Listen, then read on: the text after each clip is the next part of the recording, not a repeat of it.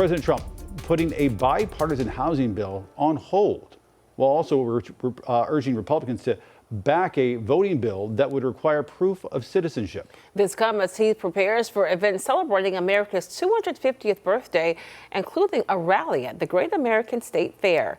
NBC's Alice Barr has the latest from Washington. Overnight, the kickoff to the Great American State Fair, a two-week celebration on the National Mall for the nation's 250th anniversary that President Trump began by touting his policies. We have the largest economy on earth.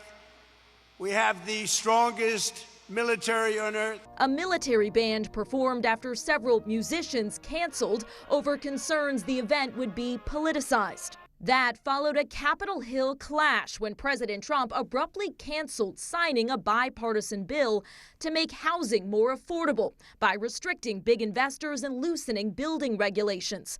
The president pressuring Republicans to pass the SAVE Act first, an election overhaul that requires voter ID. What he said is that the Save America Act is exponentially more important than the housing bill.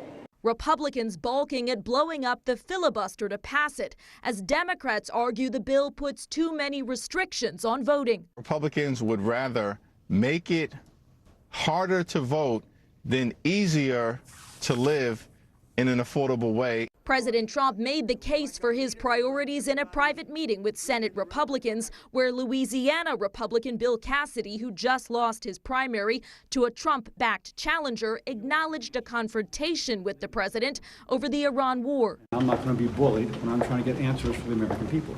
Senator Cassidy later got a White House briefing and then voted against a largely symbolic resolution to curb President Trump's war powers in Iran that failed in the Senate, one day after a similar measure passed with Cassidy's backing.